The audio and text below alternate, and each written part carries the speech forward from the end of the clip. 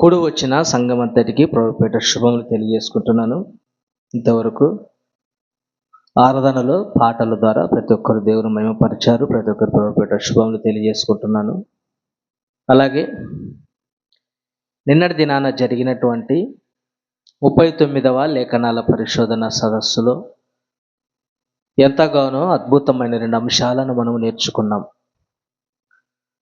ఆ సెమినార్ కొరకు ప్రత్యక్షంగా పరోక్షంగా ఎందరైతే కష్టపడ్డారో ప్రతి ఒక్కరికి సెమినార్ కొరకు పని చేసిన చివరి వరకు వంటల సామాన్లు కడిగేదైతే ప్రతిదీ క్లీన్ శుభ్రం చేసేదైతేనేమి ప్రయాసపడిన ప్రతి ఒక్కరికి, అలాగే వైస్ ప్రిన్సిపల్ గారు ప్రభుపేట శుభములు తెలియజేసుకుంటున్నాను. ఓకే అండి, మనం ఒక మంచి పాఠాన్ని బైబిల్ గ్రంథంలో నుంచి ఆలోచిద్దాం. పాఠం పేరు వచ్చి ఓర్పు కలిగి జీవిస్తున్నావా. ఓర్పు కలిగి జీవిస్తున్నావా.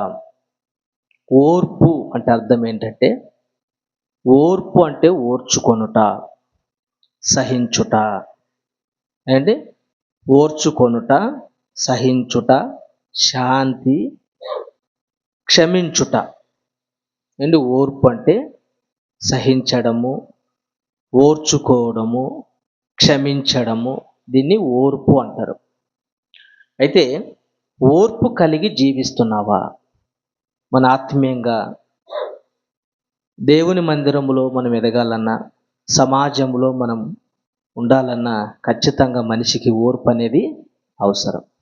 అయితే ఎక్కడ రాయబడింది మాట అని బైబిల్లోకి వెళ్ళగలిగితే ప్రసంగి గ్రంథం 10వ అధ్యాయము 4వ వచనం. ప్రసంగి గ్రంథం 10వ అధ్యాయము 4వ వచనం. ఒకరు బాగా క్లారిటీగా చదవండి. ప్రసంగి గ్రంథం 10వ అధ్యాయము 4వ వచనం. ఏలువాడు నీ మీద కోపపడిన ఎడల నీ ఉద్యోగము నుండి నీవు తొలగిపోకుము. ఓర్పు గొప్ప ద్రోహ కార్యములను జరగకుండా చేయును. చాలండి. అంటే ఏలువాడు, చదవండి ఒకసారి మాట మరలా. ఏలువాడు నీ మీద కోపపడిన ఎడల, ఏంటి ఏలువాడు నీ మీద కోపపడిన ఎడల అంటే ఏలువాడు అంటే ఎవరు? ఏలేవారు. ఏంటి నడిపించేవాడు, పోషించేవాడు. అందుకే ఆదికాండములో అవ్వతో అంటాడు దేవుడు, ఇదిగో ఆదాము నిన్ను ఏలుతాడు. ఉందన్నమాట. చూడండి ఒకసారి ఆదికాండము 3వ అధ్యాయము 16వ వచనం. మరలా ఇక్కడికి వద్దాం. ఆదికాండము 3వ అధ్యాయము 16వ వచనం. ఆయన స్త్రీతో నీ ప్రయాసమును నీ గర్భ వేదనను నేను మిక్కిలి హెచ్చించెదను, వేదనతో పిల్లలను కందువు, నీ భర్త ఎడల నీకున్న వాంఛ కలుగును, అప్పుడు నిన్ను ఏలునని చెప్పెను.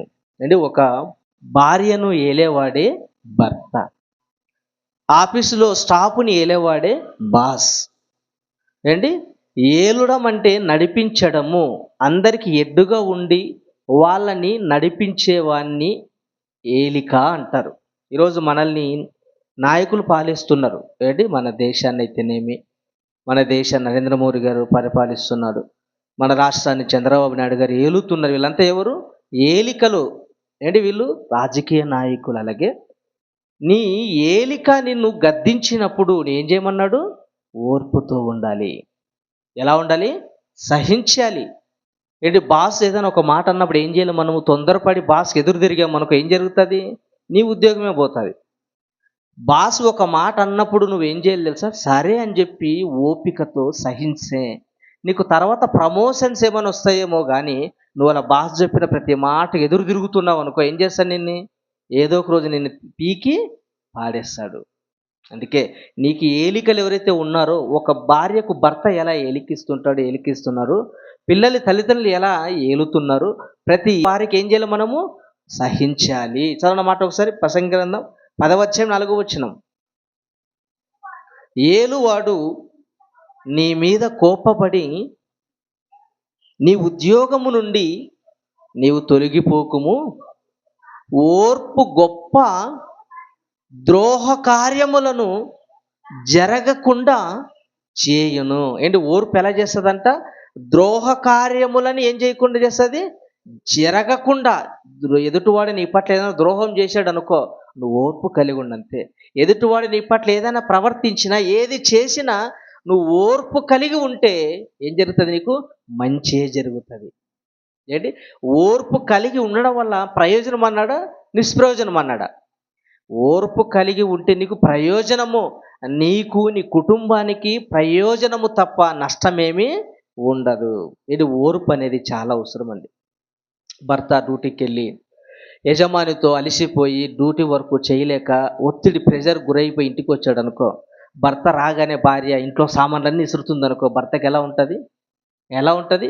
ఆల్రెడీ ఆఫీసులో విసికెక్కిపోయాడు బాస్ దగ్గర, ఆల్రెడీ ఆఫీసులో వర్క్ను బట్టి ప్రెజర్ అయిపోయాడు, ఒత్తిడి గురైపోయాడు. ఇంటికి వచ్చి రెస్ట్ తీసుకుందాం, ప్రశాంతంగా ఉందామనే ఆలోచన ఇచ్చినప్పుడు భార్య వచ్చి గందరగోళం, చూసావా మీ అమ్మ ఇలా అనింది, చూసావా మీ చెల్లి ఇలా అనింది, చూసావా అందరు నా వైపు వస్తున్నారు, చూసావా నువ్వు మీ అమ్మలకే సపోర్ట్ చేసావు అన్నప్పుడు భర్తకి ఎలా ఉంటుంది? చాలా కోపం అండి. భర్త బాధపడిపోతాడంటే ఓర్పు కలిగి భార్య ఓర్పు కలిగి కుటుంబాన్ని నడిపించుకోవాలి. భర్త ఓపిక కలిగి కుటుంబాన్ని నడిపించాలంటే ఓర్పు వలన లాభమే తప్ప నష్టమేమీ లేదు. గనక ఓర్పు అనేక దుర్మార్గ కార్యములను ఏం చేస్తుంది? అది తప్పిస్తుంది, జరగకుండా నేను కాపాడుతుంది. కనుక ఓర్పు కలిగి మనము జీవించాలి. చూద్దాం, ఆలోచిద్దాం. చూడండి ఒకసారి రోమపత్రిక 15వ అధ్యాయము 5వ వచనము నుంచి, 15వ అధ్యాయము 5వ వచనము నుంచి, మీరు ఏకభావము గలవారై ఏకగ్రీవముగా మన ప్రభువైన యేసుక్రీస్తు తండ్రియగు దేవుని మహిమపరచు నిమిత్తము క్రీస్తు యేసు చిత్త ప్రకారము ఒకనితోనొకడు మనసు కలిగిన వారై యుండునట్లు ఓర్పునకు ఆదరణకును కర్తయగు దేవుడు మీకు అనుగ్రహించునుగాక. ఏంటి? ఓర్పుకు కర్త ఎవరంట? దేవుడు.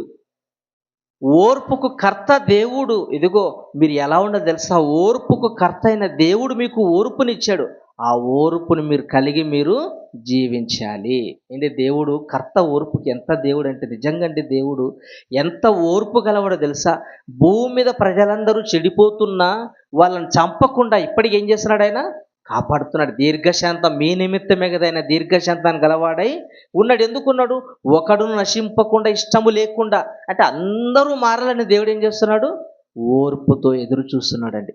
ఓర్పుతో ఎదురు చూస్తున్నాడు ఆయన, నువ్వు మారాలని, మీరు మారాలని. కనుక దేవునికున్న ఓర్పు ఆలోచిస్తే ప్రజలందరూ ఎన్ని దుర్మార్గం పనులు చేసినా, ప్రజలందరూ దేవుడు లేడని తిట్టినా, ప్రజలందరూ అసలు ఉన్నావా లేవని మాట్లాడినా ఆయన ఓర్పుతో ఎదురు చూస్తున్నాడు. ఎందుకో తెలుసా? నువ్వు మారాలని. కనుక దేవునికి ఓర్పు ఉందా? ఓర్పు ఉందండి. ఆయనకు ఓర్పు ఉంది కనుకనే ఇప్పటికీ ఎదురు చూస్తున్నాడు, నశింపకుండా ప్రతి మనిషి మారాలని. ఇది మనకుందా ఓర్పు? మన ఓర్పు కలిగి జీవిస్తున్నామా? సంఘములు ఓర్పు కలిగి ఉన్నామా? అందరికీ అన్నీ ఉండవండి. కొందరు పాటలు పాడేవాళ్ళు ఉంటారు, కొందరు ప్రసంగించే వాళ్ళు ఉంటారు, కొందరు పనులు చేసేవాళ్ళు ఉంటారు, అన్నీ ఉంటాయి. కానీ అసలైనది ఉండేది ఏంది? ఓర్పు. పాటలేమో ఎరగదీస్తాడు, ప్రసంగాలేమో ఎరగదీస్తాడు, పనులేమో ఎరగదీస్తారు. కానీ ఓర్పు అనేది ఒక మాట అంటే వెళ్ళిపోయే వాళ్ళు మనకి కనపడతారు. కానీ సంఘములో అయినా కుటుంబములో అయినా నువ్వు ఎక్కడున్నా ఓర్పు కలిగి జీవించాలి. ఏంటి? ఓర్పు కలిగి జీవించాలి. ఓర్పు కలిగి జీవిస్తే నీకు నీ కుటుంబానికి మేలులు జరుగుతాయి.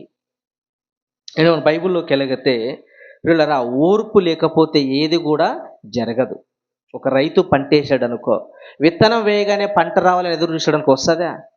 విత్తనం వేశాను నాకు పంట రావాలి అంటే వస్తుందా? ఓర్పు ఎలా ఉండాలి? 6 నెలలు వెయిట్ చేయాలి. 6 నెలలు ఓపిక కలిగి ఉంటే ఏమొస్తుంది? పంట చేతికి వస్తుంది. కనుక నువ్వు విత్తనం నీకు చేతుకు రావాలంటే, పంట చేతుకు రావాలంటే, నువ్వు చెట్టు వేసేవే ఫలాలు అనుభవించాలంటే ఓర్పు కలిగి ముందుకెళ్ళాలి తప్ప వెంట వెంటనే జరిగిపోవాలంటే అవి జరగవు. కనుక చూద్దాం ఒక మంచి మాట. మీరు యాకోబు పత్రిక 5వ అధ్యాయము 8వ వచనము నేను చూడండి ఒకసారి. యాకోబు పత్రిక 5వ అధ్యాయము 8వ వచనం నుంచి, ప్రభువు రాక సమీపించుచున్నది గనక మీరును ఓపిక కలిగి ఉండుడి. అంటే ఏం చెప్తున్నాడు మనతో? ఓపిక కలిగి ఉండండి. సమాజం మిమ్మల్ని దూషించిన, అబ్బా మీరే మందిరానికి పోతారా, ఇంక పరిశుద్ధులు ఎవరు లేరా అని ఎన్నన్నా మీరేం చేయాలి? ఓపిక ఉండాలి. ఓపిక కలిగి జీవించండి. తర్వాత అదే మీ హృదయములను స్థిరపరచుకొనుడి. సహోదరులారా, మీరు తీర్పు పొందకుండు నిమిత్తము ఒకని మీద నొకడు సనగకుడి. ఇదిగో న్యాయాధిపతి వాకిట నిలిచి ఉన్నాడు. నా సహోదరులారా, ప్రభు నామమున బోధించిన ప్రవక్తలను శ్రమానుభవును ఓపికకు మాదిరిగా పెట్టుకొనుడి. ఏంటి ఏం చెప్తున్నాడు మనకి? ఓర్చుకోవాలి, ఓర్పు కలిగి ఉండాలి, సహించాలి. ఏంటి ఎవరు ఎన్నన్నా, ఎవరు ఏమన్నా ఏం చేయాలి తెలుసా? ఏంటి ఓర్పు కలిగి స్థిరమైన హృదయంతో ఉండాలి. అస్థిరమైన హృదయం మనకి ఉండకూడదు, స్థిరమైనది ఉండాలి. నువ్వు ఏది నమ్మినావు దానిపై నువ్వు స్థిరంగా ఉండాలి. స్థిరం లేదనుకో, ఎవరు చెప్పినా నువ్వు నమ్మి వెళ్ళిపోతావు. వెళ్ళిపోతావు. ఈరోజు బైబిల్ ఓపెన్ యూనివర్సిటీ మీద వేస్తున్న నిందలు అన్నీ కాదండి. ప్రసన్న బాబు గారు మాట్లాడిన ప్రసంగము పూర్తి మెసేజ్ విన్నారు, కానీ చిన్న చిన్న క్లిప్స్ ఏదో నచ్చని ఒక వీడియో తీసుకొని ఆ వీడియో పెట్టి సోషల్ మీడియాలో ట్రెండ్ చేయడము. పూర్తిగా వింటేనే కదా ఏదైనా అర్థమయ్యేది. చిన్న చిన్న ముక్కు కట్ చేసుకుంటే అర్థం అవుతుందా కదా? ఈరోజు ఎలా ఉండాలంటే ప్రతి ఒక్కరూ ఇలా మాట్లాడని ఓర్పు లేకుండా సహించక తొందరపడి వెళ్ళిపోయే వాళ్ళు మనకి కనపడతారు. గనక మన క్రైస్తవ జీవితంలో, మన కుటుంబంలో మనకి ఓర్పు ఉంటేనే మన కుటుంబమైనా మన సంఘమైనా చక్కగా అభివృద్ధి చెందగలుగుతుంది. ఓర్పు లేకపోతే ఏది కూడా నిలబడదు. కనుక నువ్వు ఓర్పు కలిగి జీవించాలంటే నీకు కొందరు మార్గంగా ఉన్నారు. ఎవరంట? ప్రవక్తలను, దేవుని సేవకులు. మాట చదవండి ఒకసారి, కింద మాట 10వ వచనం. నా సహోదరులారా, ప్రభు నామమున బోధించిన ప్రవక్తలను శ్రమ అనుభవమునకు ఓపికకు మాదిరిగా పెట్టుకొనుడి. ప్రవక్తలను మనకి దేనికి మాదిరిగా పెట్టుకోవాలంట? శ్రమ అనుభవము. ఇదిగో శ్రమలో నువ్వు ఎలా ఉండాలి? శ్రమలు వచ్చినప్పుడు నువ్వు కుంగిపోతున్నావా, కుషించిపోతున్నావా? శ్రమలు వచ్చినప్పుడు నువ్వు మందిరాన్ని వదిలిపెట్టి వెళ్ళిపోతున్నావా? శ్రమలు వచ్చినప్పుడు కుటుంబాన్ని వదిలిపెట్టి వెళ్ళిపోతున్నావా? శ్రమలలో భక్తులు ఎలా ఓర్చుకొని ఉన్నారో వాళ్ళని చూసి నేర్చుకోండి. అంటే మనకి మాదిరి ఎవరంట? భక్తులు, ప్రవక్తలు, దేవుని సేవకులు. బైబిల్లో దేవుని కొరకు బ్రతికిన భక్తులను మీరు శ్రమానుభవానికి, అలాగే దేనికి పెట్టుకోమన్నాడు? ఓర్పుకు మాదిరిగా పెట్టుకోమన్నాడు. ఇప్పుడు ఆలోచిద్దాం. ఓర్పుకి ఏం పెట్టుకోవాలి? మనము మాదిరిగా పెట్టుకోవాలి. ఎవరిని? ప్రవక్తల్ని, దేవుని కొరకు బ్రతికిన దైవ సేవకులను. ఇప్పుడు ఆలోచిద్దాం. భక్తుల దగ్గరికి మనం వెళ్ళగలిగితే వారు ఎలా ఓర్పు కలిగి జీవించారు, వాళ్ళ జీవితం ఏంటి అని ఆలోచించుకొని మనం ఊహించుకుందాం. ప్రియులారా, అలాగే ఒక్కొక్క మాట చూడండి. ఎబ్రీ పత్రిక 12వ అధ్యాయం 2వ వచనం. ఎబ్రీ పత్రిక 12వ అధ్యాయం 2వ వచనం. ఇంత గొప్ప సాక్షి సమూహము మేఘము వలె మనలను ఆవరించి ఉన్నను, మనము కూడా ప్రతి భారమును, సులువుగా చిక్కులు పెట్టు పాపమును విడిచిపెట్టి విశ్వాసమునకు కర్తయు దానికి కొనసాగించువాడునైనా యేసు వైపు చూచుచు మన ఎదుట ఉంచబడిన పందెములో ఓపికతో పరిగెత్తుదుము. ఓపిక అండర్లైన్ చేసుకోండి. ఓపిక అంటే ఏంది? ఓర్పు. ఇవన్నీ పర్యాయ పదాలు. ఓర్పు అన్నా ఓపిక అన్నా ఏందది? ఒక్కటే. ఇదిగో మనం ఎలా ఉండో తెలుసా? ఓపికతో పరిగెత్తాలి. ఏంటి? క్రైస్తవ జీవితం అనగానే శ్రమలతో నిండి ఉంది. క్రైస్తవ జీవితం అనగానే బాధలతో నిండి ఉంది. క్రైస్తవ జీవితం అనగానే ఏంటి? సంతోషం ఏది ఉండదు.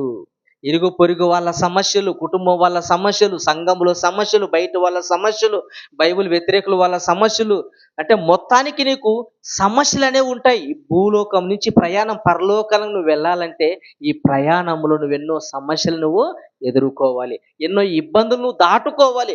ఇన్ని ఇబ్బందులు దాటాలన్నా, ఇన్ని సమస్యలు అధిగమించాలన్నా నీకేముండాలన్నాడు? ఓర్పు ఉండాలి. ఏంటి? ఓపిక ఉండాలి. ఓపికతోను ఓర్పుతో నువ్వు ఏదైనా సాధించగలవు. ఇప్పుడు ఆలోచిద్దాం ప్రియులరా. ఇప్పుడు భక్తుల గురించి ఆలోచన చేయగలిగితే ఓసారి ఏంటి ఎబ్రీ పత్రిక అబ్రహాం గారి గురించి ఆలోచిద్దాం. ఎబ్రీ పత్రిక 6వ అధ్యాయం 15వ వచనం. భక్తుల గురించి ఆలోచించమన్నాడు కదా. మనకు మాదిరిగా మనము ఓర్పు కలిగి బ్రతకడం ఎలాగో భక్తులను చూసి మనం ఆలోచించగలిగితే ఎబ్రీ పత్రిక 6వ అధ్యాయము 15వ వచనం.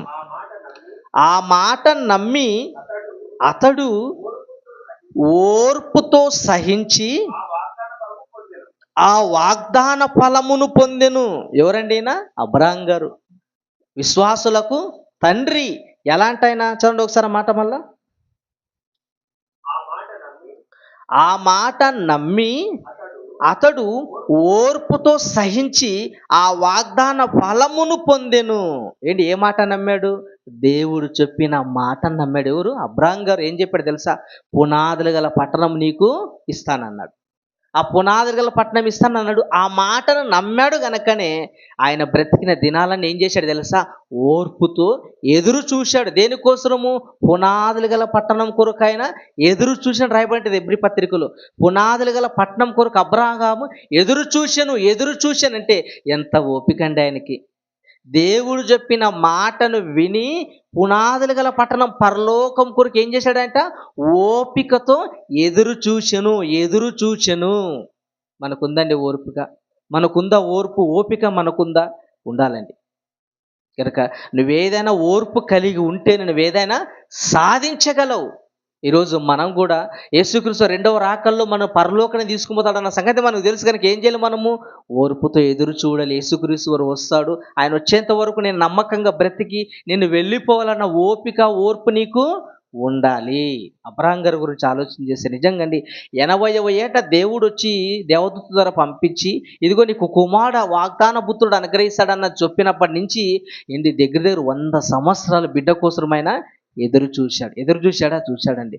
100 సంవత్సరాలు వచ్చినప్పటికీ దేవుని విడిచిపెట్టలేదంటే ఎంత ఓపిక అండి ఆయనకి. పిల్లల కోసం 100 సంవత్సరాలు ఎదురు చూసేంత ఓపిక ఉందండి. ఈరోజు మందిరానికి ఇదిగో పిల్లల కోసం వస్తారు. ఓ వారం అయ్యేసరికి, నెల అయ్యేసరికి, 2-3 జరగలేదు అనుకో ఏం చేస్తారు? ఈ మందిరంలో అద్భుతాలు జరగట్లేదని వెళ్ళిపోయే వాళ్ళు కనపడతారు. అంటే మనకి ఏమీ లేదు, ఓపిక లేదు, ఓర్పు లేదు. కానీ అబ్రహాం గారు 100 సంవత్సరాలైనా ఓపికతో ఎదురు చూశాడు. దేనికోసం? దేవుడిస్తానన్న బిడ్డను పొందుకోవడం కోసం. కనుక అబ్రహాం గారు ఓపికతో ఎదురు చూశాడు. పునాదులు గల పట్టణం పొందుకోవాలని దేవుడు చెప్పిన మాటను బట్టి ఆయన ఎదురు చూశాడు. కనుక మనం ఓర్పుతో ఓపికతో మనము సంఘంలో అయినా, సమాజంలో అయినా, కుటుంబంలో అయినా ఓర్పు కలిగి జీవిస్తే కుటుంబమైనా, సంఘమైనా హ్యాపీగా ఉంటుందండి. భర్త తాగి వచ్చాడు అనుకో, తిడుతూ ఉన్నాడు అనుకో, కొడుతున్నాడు అనుకో, భార్య ఏం చేయాలి? ఓపికతో ఉండాలి. ఓపికతో సహించాలి. నువ్వు సహించలేదా? నువ్వు భర్త ఎగురుతున్నట్లు నువ్వు ఎగరావు అనుకో, ఏమవుతుంది? గొడవ చివరికి విడాకుల దగ్గరికి వెళ్ళిపోతుంది. కనుక ఇద్దరు ఎవరైనా ఒకరు తగ్గాలి. భర్త అయినా తగ్గాలి, భార్య అయినా తగ్గాలి. లేదు నేను తగ్గేది లేదన్నావు అనుకో, చివరికి ఏమైపోతుంది? కుటుంబము ఛిద్రవంద్రంగా మారిపోతుంది. కనుక మనం ఓర్పు కలిగి సంఘములో మనం ఓపికతో ఉండాలి. ఏదైనా ఓపికతో ఏదైనా రావాలన్నా ఏదైనా కూడా ఓర్పు అండి. ఓర్పు లేకపోతే ఏది మనము సాధించలేము. ఇంకొక మాట చూద్దాం. చూడండి, ఆదికాండము 37వ అధ్యాయము యోసేపు గారి గురించి ఆలోచన చేయగలిగితే యోసేపు గారికి ఉన్న ఓపిక నిజంగా చాలా గొప్పదండి. ఆదికాండము 37వ అధ్యాయము 22వ వచనం నుంచి 22, 23, 24. ఆదికాండము 37వ అధ్యాయము 22వ వచనం నుంచనా? ఎట్లనగా రూబేను అతని తండ్రికి అతన్ని అప్పగించుటకై వారు చేతులలో పడకుండా అతన్ని విడిపించదలచి రక్తము చిందింపకుడి, అతనికి హాని ఏది చెయ్యకుడి, అడవిలోనున్న ఈ గుంటలో అతని పడదోయుడని వారితో చెప్పెను. ఎవరండి వీళ్ళు? ఎవరు వీళ్ళు? అన్నదమ్ములు. ఎవరు? యేసేపు గారి యొక్క అన్నలు ఏం ప్లాన్ చేశారు తెలుసా? యేసేపు గారు అంటే అన్నలకి పడనే పడదు. యేసేపు గారు ఏమో దేవుని భక్తితో ఉన్నవాడు, యేసేపు గారు ఏమో దేవుని భక్తిని అనుసరించేవాడు, భక్తి కలిగి జీవించేవాడు. యేసేపు గారికి ఏమో దర్శనాలు వచ్చేవి, కళలు వచ్చేవి. ఇదిగో ఇలా సంభవించబోతుంది, ఇలా సంభవించబోతుంది అన్నల దగ్గరకు వచ్చి చెప్తే అన్నలు ఏం చేసేవాళ్ళు? ఎగతాళి చేసేవాళ్ళు. ఇదిగో నీకే కళలు వచ్చాయి, ఇదిగో కళలు వచ్చేవాడు వచ్చాడు అని ఏం చేసేవాళ్ళు? ఎగతాళి చేసేవాళ్ళు. ఇన్ని ఎగతాళి చేసినా, అన్నలు తమ్మును చంపాలని చూసినా యేసేపు గారు చాలా ఓర్పు కలిగి జీవించాడు. ఏం చేశారంటే చివరికి చూడండి, తమ్ముని ఏం చేశారంట? నీ గుంటలోనికి పడదోసిరి. అన్నలేమో రక్తం చిందించడం అంటే చంపేయాలనుకున్నారు. కానీ అందులో ఒకనికి జాలేసింది. ఇదిగో తమ్ముడే కదా, మన తమ్ముడే కదా, చంపే అవసరం లేదు, ఏం చేద్దాం మనము, ఒక గుంటలో పడేద్దాం, లేదంటే ఊరికి అమ్మేద్దామని ఆలోచన వచ్చింది. చివరికి ఏం చేశారు? గుంటలో పడవేసిరి. ఆ గుంట వట్టిది, అందులో నీళ్లు లేవు. వారు భోజనము చేయ కూర్చుండుడి, కన్నులెత్తి చూడగా ఐగుప్తునకు తీసుకొని పోవుటకు చాలండి. చివరికి ఏం చేశారంటే నీళ్ళు లేని బావిలోకి వేసినా, గుంటలోనికి వేసినా, చివరికి వేరే వాళ్ళకి యేసేపును అమ్మేశారు. కానీ చివరికి ఎంత ఓపిక గలవాడు తెలుసా? చివరికి ఆయన యేసేపు గారు ఒక స్థానంలో ఒక అధికారిగా ఉన్నప్పుడు, ఒక సింహాసనం మీద కూర్చున్నప్పటికీ కరువు వచ్చినప్పుడు ఎవరు ఆదుకున్నాడు? అన్నల్ని ఆదుకున్నాడు. ఎవరైతే దూషించి, ఎవరైతే చంపాలనుకున్నాడో అన్నల్ని ఏం చేశాడు? ఆయన కాపాడాడు. కరువు నుండి వాళ్ళకి ఆహారం పెట్టగలిగాడు. కరువు నుండి వాళ్ళని కడుపు మార్చకుండా కడుపు నిండా అన్నం పెట్టగలిగాడు. ఎంత మంచి ఓపిక అండి ఆయనకి, ఎంత మంచి ఓర్పు చూడండి, ఎంత సహించాడు ఆయన. ఇబ్బందులు పెట్టినా సహించాడు, అన్నదమ్ములు చంపాలనుకున్నా సహించాడు, గుంటలో పడవేసినా సహించాడు, అమ్మినా కూడా సహించాడంటే అలాంటి ఓపిక మనకు మాదిరిగా పెట్టుకోవాలి.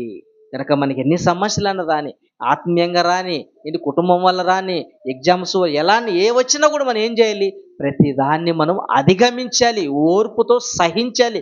సహించినప్పుడే నువ్వు దానికి ఈ స్థానంలోనికి వెళ్ళిపోతావు. అందుకే యేసేపు గారు సహించాడు గనకనే, ఓర్చుకున్నాడు గనకనే అన్నలందరికంటే మంచి పొజిషన్లోనికైనా వెళ్ళిపోయి అన్నలకే ఆశ్రయం ఇచ్చేంత స్థాయికి వెళ్ళిపోయాడు. కేవలం దేన్ని బట్టి? మంచి భక్తుని బట్టి, ఆయనకున్న ఓర్పును బట్టి, సహించడమును బట్టి అన్నలకి ఆహారం పెట్టే స్థితిలోనికైనా వెళ్ళిపోయాడు. సో ఇంకొక సందర్భం చూద్దాం, ఇంకో సందర్భం చూద్దాం. చూడండి, తెస్సలోనికీయులకు రాసిన రెండవ పత్రిక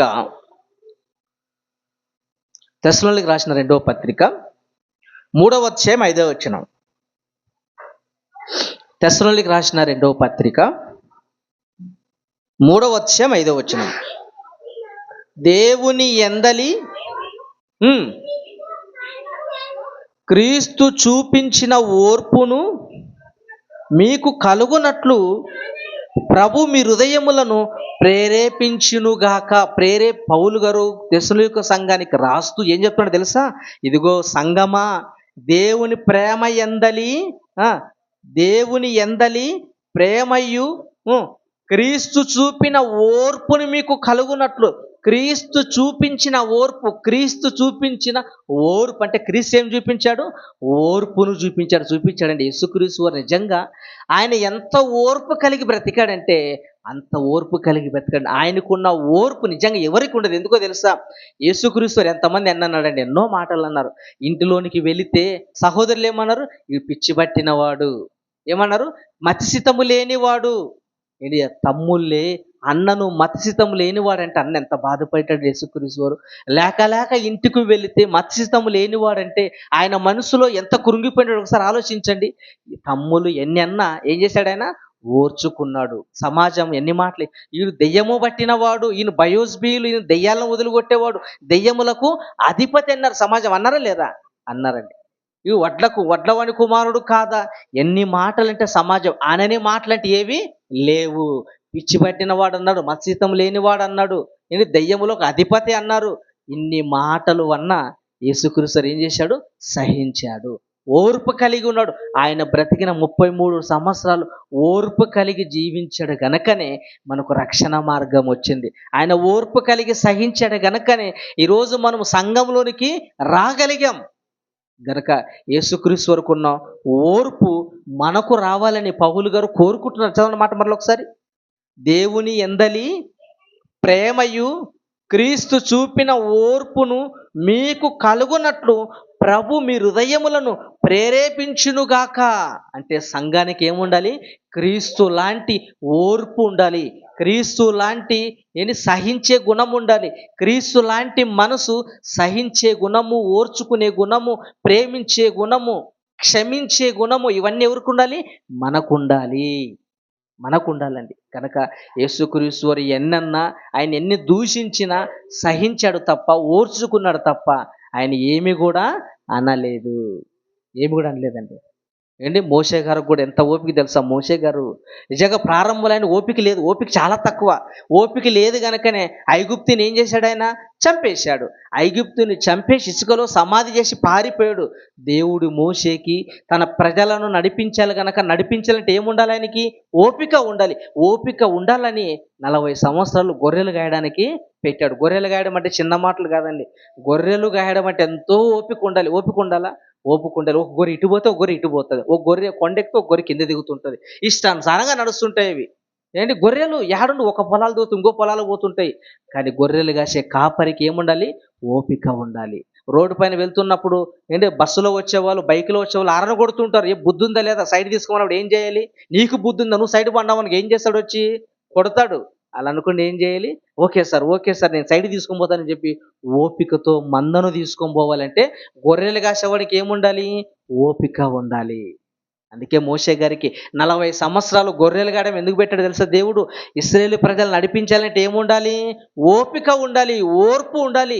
ఇశ్రాయేలు ప్రజలు సామాన్యులు కాదండి. నీళ్లకు ఏడ్చేది, ఆహారానికి ఏడ్చేది, కీరకాయలు, దోశలకు ప్రతీది ఏడ్చేది. ఒకరి ఒకరు సనుక్కోవడమే తప్ప వేరే పని ఏమీ లేదు. కానీ అంతమందిని నడిపించాలంటే ఎంత ఓపిక ఉండాలండి మోషే గారికి? చాలా ఓపిక అండి. కానీ ఎప్పుడైతే ఐగుప్తుని చంపి పారిపోయాడో, 40 ఏళ్ళు గొర్రెలు కాచాడో, ఆ గొర్రెలు గాడంలో దేవుడు మంచి గుణపాఠం నేర్పించాడు. ఆ గుణపాఠం ద్వారా ఏం చేశాడు తెలుసా? మరో 40 సంవత్సరాలు ఇశ్రాయేలు ప్రజలు చక్కగా నడిపించాడు, ఓర్పుతో నడిపించాడు. కనుక మనకు కూడా ఇలాంటి ఓర్పు అనేది అవసరము. మనం కూడా ఇలాంటి ఓర్పు కలిగి సంఘములోను మనము జీవించాలి. ఇంకొక సందర్భం చూసుకుందాం, ముగించుకుందాం. కొరింథీయులకు రాసిన మొదటి పత్రిక 4వ అధ్యాయం 11వ వచనం. కొరింథీయులకు రాసిన మొదటి పత్రిక 4వ అధ్యాయము 11. ఈ గడియ వరకు ఆకలి దప్పులు గలవారము, దిగంబరులము, పిడుగుద్దులు తినుచున్నాము, నిలవరమైన నివాసము లేకయున్నాము, స్వస్థములతో పనిచేసి కష్టపడుచున్నాము, నిందింపబడి దీవించుచున్నాము, హింసించబడి ఓర్చుకొనుచున్నాము. ఎవరండి? పౌలు గారు కొరింథీ సంఘానికి రాస్తాడేంటో తెలుసా? కొరింథీ సంఘమా, మీరు ఎలా ఉండాలో తెలుసా? మీరు ఎలా మాదిరిగా ఉండాలో తెలుసా?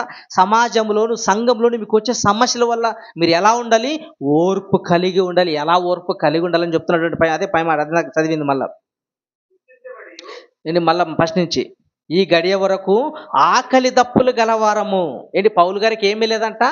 ఆకలి దప్పులు, తాగడానికి నీళ్ళు. ఆయన ఎక్కడ తిరిగేవాడు?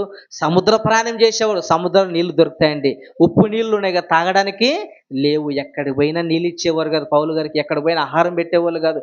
పౌలు గారు ఆకలి దప్పులు కలిగి ఉన్నాడు. దేని కొరుకున్నాడు? ఆయన కేవలము క్రీస్తు విషయమై సువార్త ప్రకటన కొరకు ఆకలి దప్పులు గలవాడై. ఒక్కొక్కటి చదవనా? దిగంబరులం అంటే ఏంది? బట్టలు లేనివారు. పౌలు గారి జీవితం క్రీస్తులోకి రాకముందు ఎలా ఉన్నాడంటే ఆయన మంచి సైనికుడు. సైనికుడు అంటే ఏంది? ఒక ఎంప్లాయ్, ఒక గవర్నమెంట్ జాబ్ పొందినవాడు రోమ సామ్రాజ్యంలో. అలాంటి ఆయన అన్ని వసతులు ఉన్న ఆయనకి ఏం లేవంట? క్రీస్తులోనికి వచ్చిన తర్వాత వసతులే లేవు, తాగడానికి నీళ్లు లేవు, ధరించుకోవడానికి బట్టలు లేవట. బట్టలు లేవు, పిడిగుద్దులు తినుచున్నాము. ఏం గుద్దులు? పిడిగుద్దులు. సువార్త ప్రకటించకపోతే గుద్దేకొచ్చేవాళ్ళు, అటు సువార్త ప్రకటించకపోతే చెంప మీద కొట్టేవాళ్ళు. ఇవన్నీ ఎందుకు సహించాడు ఆయన? ఓర్పు. కేవలం ఇవన్నీ సహించాడంటే కారణం ఏంటి? ఆయనకున్న ఓర్పును బట్టి. పౌలు గారు సామాన్య వ్యక్తి కాదండి. ఒక ఎంప్లాయీగా, ఒక సైనికుడిగా తీసుకున్నారంటే అల్లటప్ప పొట్టివాడిని, బక్కగుండేవాడిని తీసుకోరు. ఎవరిని తీసుకుంటారు? మంచి 6 అడుగులు ఉండాలి, మంచి బలంగా ఉండేవాడిని తీసుకుంటారు. పోలీస్‌కి మనం తీసుకోవాలంటే, మిలిటరీకి, ఆర్మీకి తీసుకోవాలంటే బక్కగుండే వ్యక్తిని తీసుకుంటారా? పొట్టిగా ఉన్నవాళ్ళు తీసుకుంటారా? తీసుకోరండి. మంచి దృఢంగా, బహిష్టంగా ఉండాలి. పౌలు గారు అలాంటి బలముతో మంచి బలంగా ఉన్న ఆయన ఏం చేశాడంట? పిడుగుదులు గుద్దారంట. కేవలం కొడితే, ఎదుటి వాళ్ళు కొడితే పడిపోతారు కానీ తిరిగి ఒక్క మాట కూడా కొట్టలేదు. పిడుగుద్దులు గుద్దుచు నిలవరమైన నివాసము లేకుండా, అంటే ఉండడానికి ఇల్లు కూడా ఆయనకి లేదు, నివాసం లేదండి. ఆయనకున్న ఒకే ఒక నివాసం, పరలోక నివాసం పొందాలని, భూమి మీద నివాసం అవసరం లేదని సువార్త యాత్ర కొడుకు ప్రతి పల్లెని ఏం చేశాడు? ఆయన ప్రయాణించాడు. ఉండడానికి ఇల్లు కూడా లేదండి ఆయనకి. ఎక్కడ ఓడలో పండుకునేవాడు, ఓడ ప్రయాణాలు చేసుకుంటూ ఉండేవాడు, ఎక్కడ పడితే అక్కడ తిరుగుతూ ఉండేవాడు సువార్త కొరకు. నేను తర్వాత మాటనా, స్వహస్తములతో పనిచేసి కష్టపడుచున్నాము. పౌలు గారు ఎవరితో ఏంటి ఊకినే తీసుకునేవాడు కాదు. ఆయన ఖర్చుల కొరకు, ఆయనతో ఉన్న వాళ్ళ కొరకు కష్టపడి పని చేసుకుంటూ జీవనాన్ని కొనసాగించుకుంటూ సంఘానికి బలపడే మాటలైనా ప్రకటిస్తున్నారు. తర్వాతనా నిందింపబడి జీవిస్తున్నాడంట. ఎవరైతే ద్వేషిస్తున్నాడో వాళ్ళని ఏం చేసేవాడంట? దీవించేవాడు. నువ్వు నన్ను నిందిస్తున్నావా, నన్ను దూషిస్తున్నావా? మంచిది, నీవు నీ కుటుంబము చల్లగా ఉండునుగాక. అంటే దూషించేవారి సైతము, నిందించేవారి సైతం ఏమంటాడు ఆయన? ప్రేమించే గుణము, సహించే గుణము, దీవించే గుణము అది క్రైస్తవ్యానికే సాధ్యమండి. ఎదుటి వాళ్ళు ఏమన్నా క్రైస్తవులు ఏం చేస్తారు? ప్రార్థన చేస్తారు, ప్రభు వాళ్ళ కుటుంబాన్ని క్షమించు, ప్రభు వాళ్ళ కుటుంబాన్ని దీవించు అనగలిగే వాళ్ళు ఎవరైనా ఉన్నారంటే అది కేవలము క్రైస్తవులు మాత్రమే. అది క్రీస్తు నేర్పిన ప్రేమ మనకి, క్రీస్తు చూపిన మాదిరి మనకి కనుక. చదవమ్మ తర్వాత మాట. నిందింపబడి జీవించబడుతున్నాము, హింసింపబడి ఓర్చుకొనుచున్నాము. ఏంటి హింసింపబడి? హింస అండి. పౌలు గారికి కలిగిన హింసలు అన్నీని కాదండి. ఆయన దెబ్బలతో కొట్టారు, ఏంటి పిరుగుదులు గుద్దారు, ఆయన ఎన్నో మార్లు చచ్చిపోయాడని చెప్పుకొని ఈడ్చుకొని పోయారంట. ఏం చేయడంటే ఆయన చచ్చిపోయాడు అనుకొని కుక్కని ఈడ్చుకుపోయినట్టు ఈడ్చుకుపోయి పారేశారంట. అన్ని దెబ్బలు తిన్నా, అన్ని అవమానాలు పడినా, అంత శరీరం హింసకు గురైపోయినా ఓర్పుతో సహించాడు ఆయన. కేవలం ఎవరిని బట్టి? క్రీస్తును బట్టి మరో లోకాన్ని పొందుకోవాలని. తర్వాత మాటనా, దూషింపబడి బతిమాలు కొనుచున్నాము. ఏంటి? దూషింపబడి బతమాలుచున్నాము. పౌలు గారి గ్రామానికి వెళితే రావద్దనే వాళ్ళు ఏమంటాడు? బతమాలుతున్నాడు. అయ్యా, దేవుని మాటలు వినండి, క్రీస్తు మాటలు వినండి, ఆయనే రక్షకుడు, ఆయనే మార్గం, పరలోకం పొందాలంటే ఆయన దగ్గరికే రావాలని దూషించేవారు మా గ్రామానికి రావద్దనే వారికి ఏం చేస్తున్నాడట? బతిమాలుతున్నాడట. అయ్యా రా, వినండి, ప్రేమ, క్రీస్తు ప్రేమ సర్వలోకానికి నేను సువార్త ప్రకటించబడుతుంది, మీరు వినండి అని బతిమాలుతున్నాడు. తర్వాత చివరిగానా, లోకమునకు మురికిగాను అందరికి పెంటగాను ఇప్పటి వరకు ఎంచబడి ఉన్నాము. ఏంటి? పెంటగా ఎంచుకున్నాడా? ఎంత ఓర్పు అండి ఆయనకి, ఎంత ఓర్పు అండి, ఎంత ఓర్పు కలిగి దీవించాడు. నిజంగా ఇలాంటి ఓర్పు కలిగి మనము జీవించాలి. ఇలాంటి ఓర్పు కలిగి మనము మన సంఘము చక్కగా ఉండాలి. గనక ఏంటి? క్రీస్తుకున్న ఓర్పు చూశాము, మోషేకున్న ఓర్పు చూశాము, యేసేపుకున్న ఓర్పు చూశాము, అబ్రహాం గారికున్న ఓర్పు చూశాము. ఏంటి? ఇక చివరిగా మనకున్న ఓర్పు ఎలాంటిది ఆలోచించుకొని ముగించుకుందాం. మనకున్న ఓర్పు ఎలాంటిది? ఇంతవరకు భక్తుల ఓర్పు చూశాము, ఇప్పుడు మనకున్న ఓర్పు ఏది? సంఘంలో ఎలా ఉన్నాం, కుటుంబంలో ఎలా ఉన్నాం చూసుకొని ముగించుకుందాం. చూడండి, మత్తయి సువార్త 18వ అధ్యాయము, మత్తయి సువార్త 18వ అధ్యాయం 23వ వచనం నుంచి. మత్తయి సువార్త 18వ అధ్యాయము 23వ వచనం నుంచి. కావున పరలోక రాజ్యము తన దాసుల యొద్ద లెక్క చూచుకొన గోరిన ఒక రాజును పోలి ఉన్నది. అతడు లెక్క చూచుకొన మొదలుపెట్టినప్పుడు అతనికి 10,000 తలాంతులు వచ్చిన ఒకడు అతని యొద్దకు తేబడెను. ఏదో ఒక రాజు అంట, ఒక రాజు. ఒక రాజు ఏం చేశాడంట? తలాంతులు ఇచ్చాడంట అందరికి. వారి తలాంతులు ఇస్తే ఒకటి ఎన్ని తలాంతులు ఇచ్చాడంట రాజు? ఎన్ని తలాంతులు ఇచ్చాడంట? 10,000 తలాంతులు. ఎన్ని తలాంతులు ఇచ్చాడండి? 10,000 ఒక తలాంతు ఇంచుమించు 3,600. ఏంటి? ఒక తలాంతు ఎంత? 3,600. ఎన్ని తలాంతులు ఇచ్చాడంట ఒక వ్యక్తికి? 10,000 తలాంతులు. అంటే ఇప్పుడు లెక్కేంటి ఎంత? 10,000 ఇంటూ కొడితే ఎంత వస్తుంది తెలుసా? ఒక తలాంతు 3,600. ఒక తలాంతు 3,600. 3,600 ఇంటూ 10 కొట్టండి. 10,000 తలాంతులు ఇచ్చాడంట. తర్వాత ఏమన్నాడు తెలుసా? ఇదిగో 10,000 నీకు ఇచ్చాను కదా, 10,000 తలాంతులు నీకు ఇచ్చాను కదా, అతను పిలిపించాడు అన్నాడంట. పిలిపిగానే ఏం జరిగింది చూడండి. కంటిన్యూ అలాగే.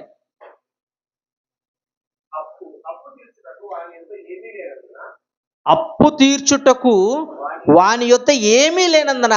ఏంటి? 10,000 తలం తీసుకున్న వాడి దగ్గర ఏమీ లేదంట. తిరిగి ఇవ్వడానికి రూపాయి పైసా కూడా లేదంట. తిరిగి ఇవ్వడానికి ఏమీ లేదంట. తిరిగి ఇవ్వడానికి ఏమీ లేదు. వాని యజమాని వానిని, వాని భార్యను, పిల్లలను, వాని కలిగినది యావత్తును అమ్మి అప్పు తీర్చవలెనని ఆజ్ఞాపించెను. ఏంటి? ఆజ్ఞాపించాను. కాబట్టి ఆ దాసుడు యజమానుడు ఏమన్నాడు తెలుసా? ఇదిగో నువ్వు ఎలాగైనా అప్పు చెల్లించాలి కనుక ఏం చేయమన్నాడు? నీ దగ్గరున్న ధనాన్ని, నీ దగ్గరున్న ఆస్తిని, నీ దగ్గర పిల్లలంతా అమ్మేసి నువ్వు ఎలాగైనా తీర్చాలి అన్నప్పుడు ఏం జరిగింది చూడండి. ఆ దాసుడు ఏమంటున్నాడు? అతని ఎదుట సాగిలపడి. ఎవరి ఎదుట సాగిలపడ్డాడు?